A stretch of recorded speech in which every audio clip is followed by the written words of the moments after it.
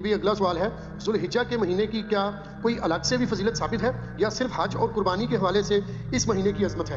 حج اور قربانی تو جی کلائمیکس ہے اس مہینے کا، لیکن یہ مہینہ الگ سے بھی ایک فضیلت رکھتا ہے نا جی۔ سورہ توبہ کے اندر اللہ تعالیٰ نے فرمایا نا کہ جب سے اللہ تعالیٰ نے زمین و آسمان کو پیدا فرمایا ہے تو 12 مہینے ہیں سال کے، ان میں سے 4 حرمت والے ہیں۔ بخاری و مسلم میں اسی آیت کے کانٹیکسٹ میں ایک حدیث ہے کہ نبی علیہ السلام نے فرمایا وہ 4 حرمت والے مہینے 3 کنزیکٹیو ہیں، ذی قعدہ، ذوالحجہ اور محرم، اور ایک الگ سے ہے رجب کا مہینہ۔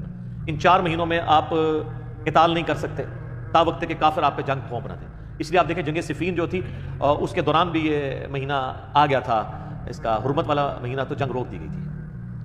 تو حرمت والا مہینہ یہ ذوالحجہ، اس اعتبار سے تو اس کی اہمیت ہے۔ باقی بڑی عید ہے ہماری 10 ذوالحجہ کو، اسی طریقے سے حج کی ساری ایکٹیویٹیز ذوالحجہ کے مہینے میں ہیں، تو یہ تو سارے فضائل اس کو حاصل ہیں۔ ایک جنرل حدیث ہے صحیح بخاری کے اندر کہ نبی صلی اللہ علیہ وآلہ وسلم نے فرمایا باقی پورے سال میں کیے ہوئے اعمال کبھی بھی ذوالحجہ کے پہلے 10 دنوں میں کیے ہوئے اعمال کے برابر نہیں ہو سکتے۔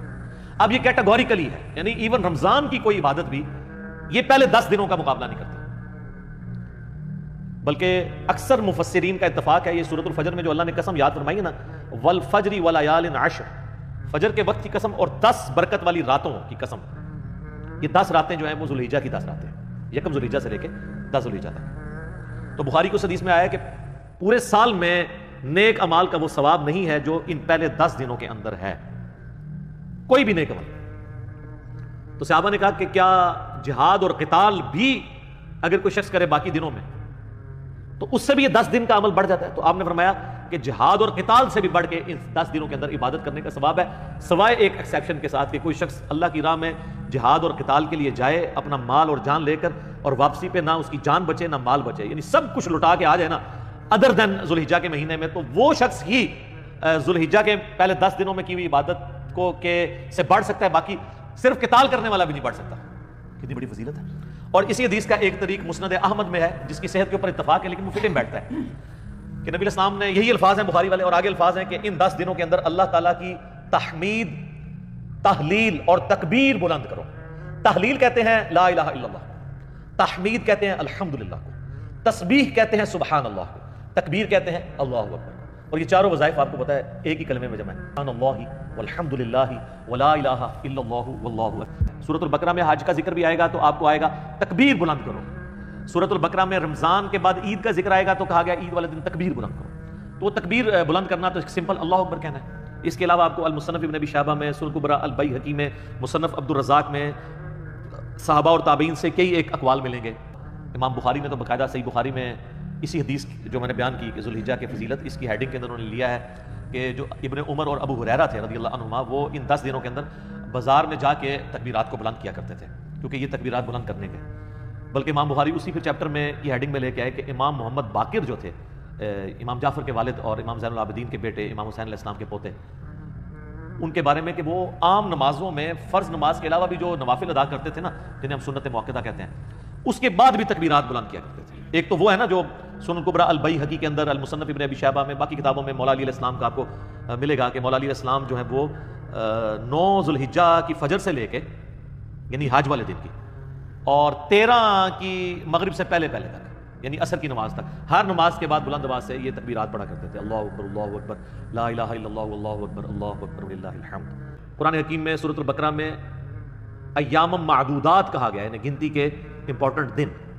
اور ان میں بھی اسپیسیفکلی ایام تشریق ہیں، ایام النہر ہیں، اور حج کا دن، یعنی 9 ذوالحجہ حج کا دن، 10 ذوالحجہ عید کا دن جو یوم النہر بھی ہے، پھر 11 اور 12 بھی، اور 11 12 13 جو ہے انہیں ایام تشریق بھی کہتے ہیں۔ تشریق ہوتا تھا کہ وہ پرانے زمانے میں تو آپ کو پتہ ہے فریج اور برف نہیں ہوتی تھی، تو گرم علاقوں میں دھوپ میں گوشت کو خشک کیا جاتا تھا تاکہ وہ بعد میں استعمال کیا جائے، تو وہ اس خشک کرنے کو کہا جاتا تھا تشریق، جو آج بھی آپ دیکھیں جن لوگوں کو یہ پتہ ہے تو وہ کرتے ہیں، وہ کئی مہینے تک گوشت استعمال کرتے ہیں، اس میں بیکٹیریا نہیں پڑتا، جس طرح کہ اچار اگر آپ پانی ریموو کر کے آئل میں ڈال دیں تو اس میں بیکٹیریا نہیں پڑتا، تو یہ دھوپ میں خشک کیا گیا گوشت، اس عمل کو تشریق کہا جاتا ہے، اس لیے وہ ایام تشریق کہلاتے ہیں کہ اس میں گوشت کو وہ دھوپ میں خشک کیا کرتے تھے۔ تو ایام تشریق کے اندر آپ نے یہ تکبیرات کو بلند کرنا ہے، عید والے دن بھی کرنا ہے، 9 ذوالحجہ کی فجر کے بعد سے شروع ہو جاتا ہے، اور اس میں یہ ہوتا ہے کہ بعض اوقات آپ کی جماعت سے نماز رہ گئی ہے اور آپ ویسے پڑھ رہے ہیں تو اس میں بھی آپ نے کرنا ہے، تو یہ ایک مشروع ہے چیز۔ اور اس کے علاوہ بھی آپ ان دنوں میں بلند آواز سے بازار میں بھی بلند کر سکتے ہیں، لا الہ الا اللہ وحدہ لا شریک لہ لہ الملک ولہ الحمد وہو علی کل شیء قدیر۔ تو یہ سب کی سب تسبیحات ہیں، یہ سب کی سب تسبیحات آپ ان دنوں میں کریں. اور اسی طریقے سے ایک اور امپورٹنٹ چیز جو اس میں آتی ہے وہ یوم عرفہ کا روزہ بھی ہے. وہ ذوالحجہ کی 9 تاریخ کو آپ نے رکھنا ہے, وہ بھی اس کی عبادت کے اندر شامل ہے. صحیح مسلم میں نبی صلی اللہ علیہ وسلم کا فرمان موجود ہے کہ میں اللہ سے امید کرتا ہوں کہ یوم عرفہ کا روزہ 2 سال کے گناہوں کا کفارہ بن جائے گا. 1 سال گزرا ہوا، 1 آئندہ، یعنی یہ گناہ صغیرہ ہیں، کبیرہ تو صرف توبہ سے معاف ہوتا ہے. تو وہ بھی اس کی عبادت ہے کہ یہ عبادات اس کے اندر آتی ہیں، اور وہ آپ نے اپنے علاقے کے مطابق دیکھ کے چلنا ہے. یعنی جہاں پہ آپ کی 9 ذوالحجہ بن رہی ہے آپ اس اعتبار سے لے کے چلیں. تو یہ کئی ایک عبادات ہیں. یعنی ذوالحجہ کا مہینہ حرمت والا مہینہ بھی ہے.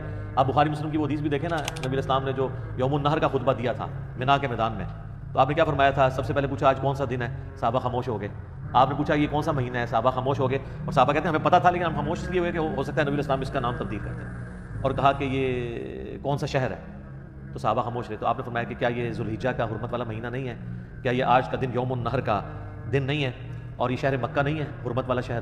جس طریقے سے آج کا یہ مہینہ، یہ دن اور یہ شہر مکہ اللہ کے نزدیک حرمت والا ہے، اسی طریقے سے تمہاری جان، مال، عزت، آبرو ایک دوسرے کے اوپر حرام ہے. پھر آپ علیہ السلام نے فرمایا کہ کیا میں نے اپنے رب کا پیغام تم تک پہنچا دیا؟ تو سب نے کہا کہ آپ نے پہنچا دیا، حق ادا کیا. آپ نے 3 دفعہ یوں انگلی آسمان کی طرف بلند کر کے صحابہ کی طرف کی، اللہم اشہد، اللہم اشہد، اللہم اشہد، اے اللہ گواہ رہنا میں نے یہ پیغام پہنچا دیا ہے. پھر آپ نے فرمایا جو یہاں پہ موجود نہیں ہے ان تک پہنچانا اب تمہاری ذمہ داری ہے.